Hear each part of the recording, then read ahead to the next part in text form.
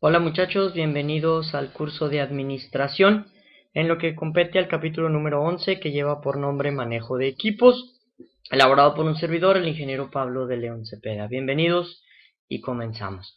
Vamos a hacer una breve introducción al tema, la cual nos dice: pocas tendencias han tenido tanta influencia sobre la forma en que se trabaja en las empresas como el manejo de los equipos de trabajo. Las empresas cada vez con mayor frecuencia estructuran el trabajo por medio de equipos, en lugar de hacerlo de una manera individual. Es decir, el trabajo en equipo hoy en día se ha vuelto una clave indispensable en todas las organizaciones, y en todos los trabajos, en cualesquiera que sea el trabajar en equipo pues lógicamente te va a ayudar o te va a beneficiar en grandes cantidades.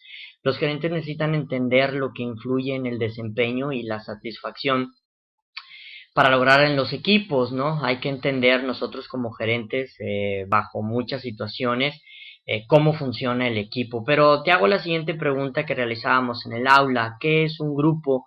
Para lo cual, bueno, pues algunas ciertas lluvia de ideas que definimos ya en el aula, sobre las asignaciones, sobre las definiciones de qué era un grupo. Pero pues prácticamente se define como dos o más individuos interdependientes, o sea, uno del otro son dependientes, que interactúan bajo ciertas situaciones, bajo ciertas circunstancias, para lograr objetivos específicos o para llegar a un bien común. Dentro de los grupos se manejan dos tipos de ellos: los grupos formales, que son los grupos de trabajo definidos en cierta manera por la estructura de una organización y con asignaciones de trabajo y tareas específicas dirigidas a cumplir los objetivos de la misma empresa. Y por otro lado tenemos los grupos informales, que son más que nada grupos sociales, los cuales se presentan de una manera natural en el centro de trabajo y se forman en torno a amistades e intereses comunes, es decir, pues todas las relaciones de amistad que puedan suceder dentro de la empresa. Y los formales, pues aquellos que son institucionales a través de organigramas o a través de las relaciones que se pueden presentar durante el trabajo, pero laboralmente hablando. Ejemplos de grupos formales para tener un mejor concepto de ello: grupos de mando, aquellos determinados por el organigrama de la organización y que son formados por individuos que le reportan directamente a su gerente determinado. Es el equipo de trabajo que tú en cierta manera puedes determinar o puedes organizar. Grupos de tareas, aquellos formados por individuos que se juntan para realizar una tarea en específico o un trabajo en específico. Con frecuencia su existencia es muy temporal, debido a que una vez que terminan el proyecto o la tarea, pues suele desintegrarse el equipo. Los multifuncionales, aquellos que juntan su conocimiento y las habilidades de diversas áreas de trabajo o grupos cuyos miembros han sido capacitados para realizar el trabajo de otros, ¿no? Cuando se acumula mucho trabajo, quizás de alguna manera, o cuando un equipo de trabajo no encuentra la forma de cómo darle solución ante una problemática, bueno, pues se establecen equipos multifuncionales, gente con diferentes características en cuanto a habilidades y conocimientos, pues para darle solución a ese problema en apoyo al equipo que tiene una deficiencia en este momento. Equipos autodirigidos, grupos que son básicamente independientes y que además de sus propias tareas se encaminan o se encargan de realizar algunas de las tareas gerenciales, tales como la planeación, contratación, programación y la evaluación del desempeño, ¿no? Esos son algunos de los ejemplos de los grupos formales. Más sin embargo, bueno, todos los grupos van creciendo conforme se van conociendo y van trabajando, y para ello se desarrollan las 5 etapas del desarrollo de los grupos, la cual es formación, tormenta, normalización, desempeño y terminación. Prácticamente bajo este diagrama, bajo este esquema muy simple, se va viendo cómo va el recorrido de las etapas o cómo va fluyendo las etapas a través de los grupos y cómo el grupo va creciendo en sí. Vamos a meternos a detalle a cada una de ellas. La primera es la de la formación. Esta tiene dos fases. La primera se presenta cuando se unen personas al grupo, por ejemplo, a través de una asignación de un trabajo. La segunda, definición del propósito de trabajo del grupo, la estructura y el liderazgo. Esta fase implica mucho la incertidumbre o aplica mucho la incertidumbre, mientras los miembros pueden determinar qué tipo de comportamientos son aceptables entre ellos. La etapa se complementa cuando los miembros comienzan a pensar por sí mismos como parte de un grupo. Es decir, pues es la primera etapa, es la etapa de la formación, en donde los grupos o las personas, perdón, se van conociendo y van sabiendo qué habilidades o qué conocimientos tienen cada uno de ellos. Y para ello, pues lógicamente hay cierta incertidumbre, ¿no? Porque como no se conocen, pues hay que establecer una formación, una relación entre ellos. La siguiente etapa es la de la tormenta. Tiene un nombre debido a los conflictos internos que se presentan al decidir qué integrante del equipo pues es el que va a controlar al grupo y es el que va a decir qué es lo que va a hacer. Lógicamente todo el mundo quiere ser ese tipo de personas, pero no todos cuentan con las habilidades para realizar este tipo de actividades. Cuando se completa esta etapa hay una jerarquía ya de liderazgo y acuerdo relativamente claro sobre la dirección del grupo. La etapa de la normalización, su nombre lo va a indicar, aquella en la que se desarrollan relaciones cercanas al grupo y cuando éste muestra una cohesión, es decir, ya todos están plenamente identificados con sus roles y actividades y ahora va a existir un fuerte sentido de camaradería, es decir, pues todos comienzan la amistad a fluir entre ellos y pues lógicamente a armonizarse en lo que se refiere a su trabajo. Esta etapa se completa cuando la estructura del grupo se solidifica y el grupo ha asimilado un conjunto de expectativas comunes o normas que se pueden llevar a cabo y que son relacionadas con el comportamiento de los miembros. La etapa del desempeño está definida y es aceptada por los miembros del grupo. Sus esfuerzos han pasado de conocer y entender a cada uno a trabajar ahora en la tarea del grupo. Es la última etapa del desarrollo de grupos de trabajos permanentes. ¿Por qué es la última? Porque bueno, hay a veces que puede existir esta etapa de terminación, que es la que se lleva a cabo entre los grupos temporales de trabajos. El grupo se prepara para una desintegración y la atención se centra en concluir más las tareas que en el desempeño mismo del objetivo. Los miembros del grupo reaccionan de distintas maneras, unos pueden ser optimistas y otros pueden estar tristes por la pérdida de amistades.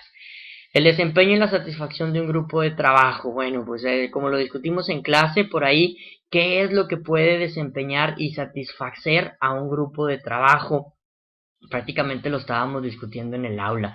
Condiciones externas impuestas al grupo, es decir, cómo pueden afectar bajo ciertas situaciones algunas condiciones externas que son impuestas al equipo de trabajo. El grupo pues se va a ver afectado para las condiciones externas, que estas pueden incluir la propia estrategia de la organización que está ajeno al grupo, algunas estrategias nuevas que se puedan implementar por ahí, las relaciones de autoridad que vayan sucediendo en cuanto al organigrama o en cuanto a la empresa, y las reglas formales y la normatividad que se vayan presentando en la organización, la disponibilidad con la cual se cuenten con los recursos, ya sea capital, ya sea humano, ya sea tecnológico, pues son algunas de las situaciones externas que pudieran estar afectando ahí al grupo y los criterios de la selección de empleados, es decir, bajo qué perfiles o qué normativas se pueden estar integrando nuevos individuos al equipo y el sistema de administración del desempeño y lógicamente pues la cultura de todas las personas. Los recursos del miembro de un grupo. El potencial de desempeño de un grupo depende en gran parte de los recursos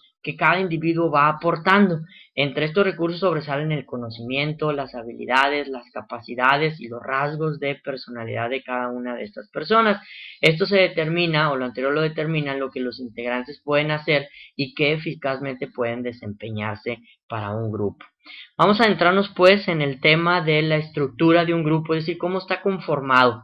Tiene una estructura interna que define el comportamiento de los miembros, el cual te va a incluir un desempeño del grupo. La estructura, pues lógicamente te va a definir roles o actividades, las cuales te van a decir roles, normas, aceptación, sistema del estatus, un tamaño del grupo, la cohesión y liderazgo. Para poderlo entender un poquito mejor, vamos a meternos o adentrarnos en cada una de esas estructuras. La primera es la de los roles. Pues los gerentes no son los únicos empleados que van a desempeñar distintas roles o actividades dentro de la organización. Inclusive tu equipo de trabajo, cada uno de los individuos va a desempeñar diferentes roles, la cual se aplica a todos los empleados y también a su vida fuera de la empresa. No tratamos de que los gerentes nos controlen fuera de la empresa, pero pues sí habla mucho sobre los roles que podemos asumir dentro y fuera de la empresa. Bueno, se lanzó en el aula la siguiente pregunta: ¿qué roles tienes tú ahorita? Como para poder comprender mejor o aún más este concepto. La siguiente estructura pues son las normas, que prácticamente son los estándares o expectativas aceptadas y compartidas por cada uno de los miembros del grupo. Las normas que te van a decir, pues dictar cosas como niveles de resultados laborales, ausentismo, puntualidad y grado de socialización en el grupo o en el trabajo. Prácticamente pues son las reglas a seguir para poder desempeñar y cumplir los objetivos. ¿Qué reglas tienes tú o qué normas tienes laborales ahorita? te lanzaba la pregunta y pues contestaba pues que ahorita somos estudiantes, quizás pues tenemos predestinado algunos trabajos, algunas actividades minoritarias. Bueno, pues son los roles que tienes como hijo también, o las normas que tienes tú en tu casa. La estructura del grupo, la aceptación. Debido a que los individuos quieren ser aceptados durante los grupos a los que pertenecen, pues son susceptibles a ceder ante presiones para darse o para adaptarse. Con frecuencia los miembros del grupo quieren ser considerados como parte de él y evitan ser visiblemente distintos. Aquellos que se esconden entre otras personas para que no te acepte el grupo y dice, pues yo pertenezco ahí, pero pues no realizo ninguna otra actividad. Las personas tienden a encontrar más agradable coincidir que estar en contra, incluso si esto último pudiera mejorar la eficacia del grupo. Bueno, para que se entienda un poquito más este concepto. El del sistema de estatus es un punto muy importante, el cual el estatus pues te genera un grado de prestigio, una posición o un rango dentro de un grupo. El estatus puede ser un gran causal de motivador para las consecuencias de la conducta, en especial cuando los individuos ven disparidades en cómo perciben su estatus y cómo se perciben ante los demás. El estatus es importante que los empleados crean que el sistema del estatus formal de la empresa es congruente, es decir, que es al unísono o es bajo los lineamientos de la empresa, es decir, que hay una consistencia en el rango de un individuo y los estatus percibidos por la organización. El tamaño del grupo, pues realmente te lanzaría la pregunta, el tamaño adecuado de un grupo, ¿cuál sería este? Bueno, pues el tamaño del grupo sí puede afectar simbólicamente o significativamente el desempeño y la satisfacción. Por el efecto depende de lo que se supone que el grupo puede hacer. ¿Realmente el tamaño del grupo importa? Puede ser un grupo extremadamente grande o extremadamente pequeño. Bueno, según la filosofía de Jeff Bezos, 2 pizzas, un equipo debe ser lo bastante pequeño que pueda alimentarse nada más con 2 pizzas para poder tener un grupo eficaz, ¿no? Por último, la cohesión del grupo. Los grupos en los que hay muchos desacuerdos internos y falta de cooperación son menos efectivos para concluir sus tareas que aquellos a los cuales los miembros coinciden, cooperan y se aceptan entre sí. Analiza lo siguiente: si la cohesión es baja para el cumplimiento de los objetivos, pues la productividad aumenta. Prácticamente esa frase se viene predestinando en esa tablita que discutíamos en un momento determinado. Los procesos del grupo. Los recursos del miembro de un grupo y su estructura. Otro factor que determina el desempeño y la satisfacción grupal tiene que ver con los procesos que suceden, como lo son la comunicación, la toma de decisiones y el manejo de los conflictos. Ventajas y desventajas para la toma de decisiones. Bueno, las estuvimos analizando en clase y tú mismo fuiste quien proporcionó este tipo de situaciones o actitudes en cuanto a las ventajas y desventajas, los cuales pues hay que revisarlas en un momento determinado. ¿Cómo manejamos los conflictos? Cada grupo desempeña sus tareas asignadas. Inevitablemente te van a surgir los desacuerdos. El conflicto es percibido como las diferentes incompatibilidades que se dan como resultado bajo cierta forma de interferencia o imposición. Hay 3 puntos de vista con respecto a los conflictos, los cuales son el conflicto desde un punto de vista tradicional, es decir, todos los conflictos o desacuerdos que se analizan de una manera superficial al momento de estar en una reunión, que digan, no, pues yo no estoy de acuerdo en base a esto, ¿no? El conflicto desde un punto de vista de relaciones humanas, aquel que ya va un poquito más y pues ya se meten un poquito a detalle con lo humano, y el punto de vista de la interacción, pues ya el trabajar con cierto tipo de personas, pues el cual ya te ocasiona cierto conflicto y decides, yo no puedo trabajar con estos integrantes del equipo. Hay varios niveles del conflicto, los cuales se ven a través de esta desarrollada gráfica de la campana, la cual pues te encargo y te invito a que la analices un poquito. La tarea de los grupos. Hay tareas que pueden ser simples o complejas. Aquellas simples pues son las rutinarias, las del día a día, pero las más batallosas son las complejas. Estas son las nuevas que existen a partir de las del día a día, que son las no rutinarias. Entre más compleja sea la tarea del grupo, pues más benéfico van a ser los debates sobre los métodos del trabajo alterno. Hablando sobre equipos de trabajo, bueno, pues se establecen los roles que pueden establecerse y las diferencias entre el equipo de trabajo y un grupo de trabajo. Los tipos del equipo de trabajo son aquellos que le dan solución a los problemas, aquellos equipos de trabajo que se pueden decir autodirigidos, y los multifuncionales, y por último los virtuales, los cuales definimos. Un equipo eficaz, bueno, pues toda la mayoría de los gerentes necesitarían tener un equipo eficaz, el cual está representado a través de estos eslabones y que cumplen con estas características que se presentan por ahí. Bueno, por mi parte es todo, el tiempo se nos está acabando, muchas gracias, agradezco toda tu atención y espero nos podamos ver en futuras publicaciones.